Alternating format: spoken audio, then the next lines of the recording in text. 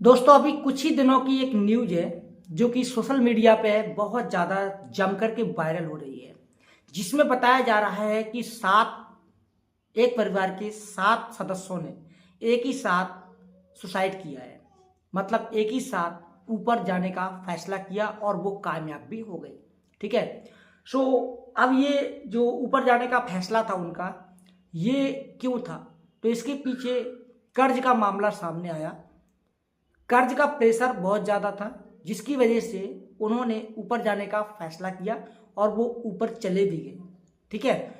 सुमिर भाई, यहाँ पर इस वीडियो के माध्यम से मैं कुछ सूचना आपको देना चाहता हूँ। एक बात बताओ मुझे यार दोस्तों, कर्ज कर्ज क्या कोई ऐसी आपने इतना बड़ा क्राइम किया है जिसमें आपको ऊपर जाना पड़े?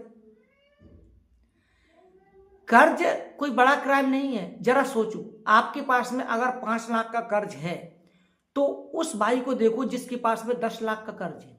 अगर आपके पास में 10 लाख का कर्ज है तो उस भाई को देखो जिसके पास में 20 लाख का कर्ज है। जब वो भाई जिंदा है, वो भाई जमीन पे काम कर रहे हैं, तो आप क्यों नहीं कर सकते? दूसरी बात, एक बात और बता दूं कि कर्ज में जो लोग ऊपर जाने का फैसला करते हैं वो सरासर गलत है। और मैं आपको बता दूं, इसमें सबसे ज्यादा जो रोल होता है ना, वो रिकवरी एजेंसियों का होता है। जो रिकवरी एजेंट होते हैं ना, मैं तो यही कहूंगा कि आरबीआई को सख्त कार्रवाई करनी चाहिए रिकवरी एजेंटों के ऊपर, क्योंकि रिकवरी एजेंट ही उस शख्स को, जिसने लोन लिया है या कर्ज लिया है, उस शख्स को ऐसे राह पे खड़ा कर देते हैं जिसमें या तो वो ऊपर जाए या फिर उनका कर्ज चुकाए। क्योंकि रिकवरी एजेंट को थोड़े से पैसे मिलते हैं और वो थोड़े से पैसों के पीछे उनको बहुत सा जो है परेशान करते हैं, और वो बंदा डिप्रेशन में जाने के बाद जो सोचने की क्षमता है वो समाप्त कर देता है, और समाप्त करने के बाद उल्टा होना चालू हो जाता है। मैं आपको बता दूं दोस्तों कि अगर आपने कर्ज लिया है तो बहुत बड़ा क्राइम नहीं किया, बहुत बड़ा आपने गुनाह नहीं किया है।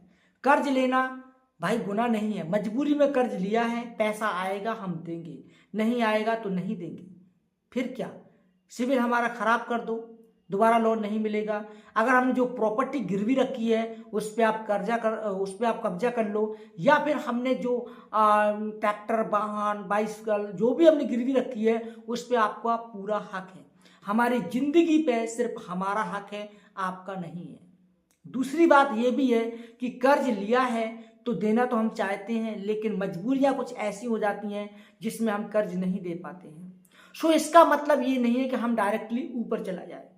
अरे एक बात सोचो यार, जब घड़ी में 12 बजा है, 1 बज गया तो दोबारा 12 जरूर बजेगा। आज सुबह के टाइम में मैं वीडियो बना रहा हूं तो भैया अभी रात भी आएगी। ठीक है। और जब रात आ गई है, अंधेरा छा गया है, तो हम लोग क्या सोचते, भैया अंधेरा हो गया, अब हमको सुबह होगा ही नहीं, सुबह होगा ही नहीं होगा। ऐसा नहीं है, अंधेरा हुआ है तो सुबह भी आएगा। एक बात आप सोचो, अगर आप पेड़ पे चढ़ गए हो तो उतर भी जाओगे, जिस प्रकार से आप चढ़े हो उस प्रकार से उतरोगे भी। ऐसा नहीं है चढ़ गए तो आप उतर नहीं पाओगे। भले भैया मैं तो उतर ही नहीं पा रहा हूं, कुछ समाधान ही नहीं है। समाधान है, अगर आप सच्चे दिमाग से, ठंडे दिमाग से सोचते हो तो समाधान है। और ईश्वर से बढ़कर, परमात्मा से बढ़कर, अल्लाह से बढ़कर इस धरती पे कोई भी नहीं है। समझ गए, कोई भी नहीं है। सो आपको मैं बता दूं कि आप लोग कभी भी ये काम ना करें जिसमें आपको जो शर्मिंदगी सभी को महसूस हो और बहुत ज़्यादा दुख पैदा हो। जब मैंने ये घटना पढ़ी तो भाई मुझे बहुत ज़्यादा दुखित हुआ मैं, और मैंने यही सोचा कि भाई देखो तो जरा, एक कर्ज के पीछे जान लेना कहाँ का नियम है। और वो भी जिसने कर्ज लिया वो तो गया सो गया, साथ में अपने परिवार को भी लेके गया कि परिवार को भी परेशानी आए। क्या परेशानी आएगी यार?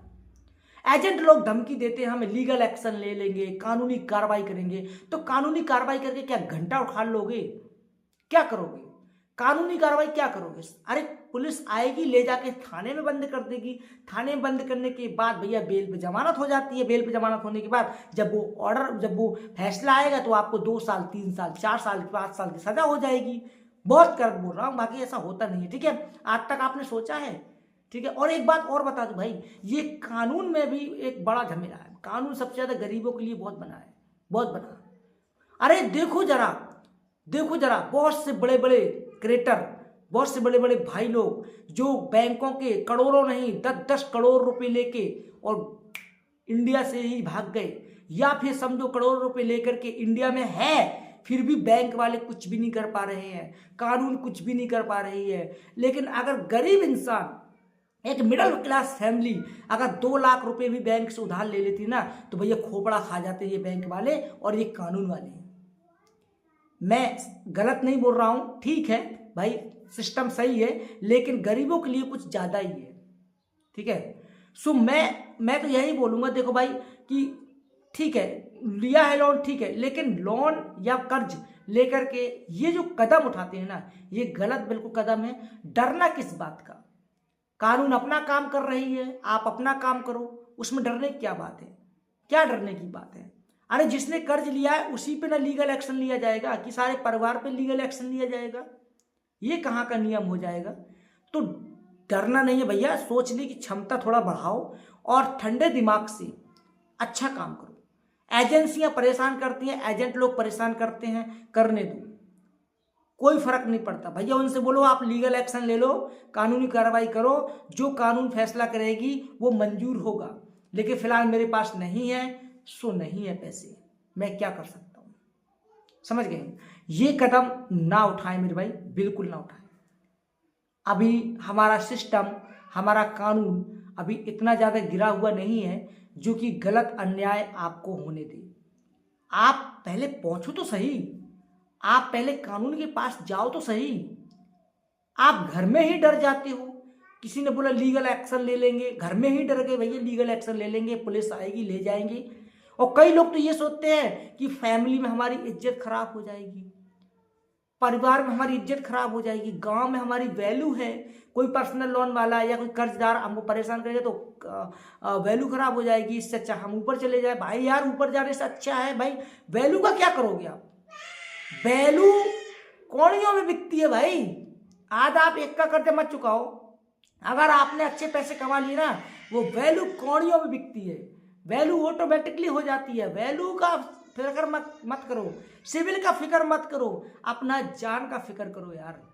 बहुत कमा जाओगे आप दुनिया में अगर आप लोग यहाँ साबित रहे तो, समझ गए।